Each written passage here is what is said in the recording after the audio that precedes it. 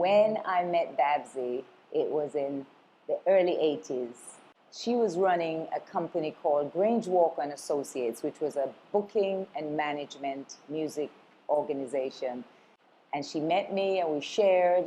And next thing you know, I was at Grange Walker and Associates every day, just learning the trade of booking and management while I was being prepared and pursued for recording and live performances. Through her management and booking agency, she was able to put reggae music in the forefront, in the mainstream of the music industry, especially in Ontario, with myself and Ernie Smith, and I know Ken Booth was very much a part of her work at the time, Leroy Sibbles, and putting certain bands together, a band called Chalawa, and Bloodfire Posse was a band that she had helped to put together that was really rocking it for reggae music.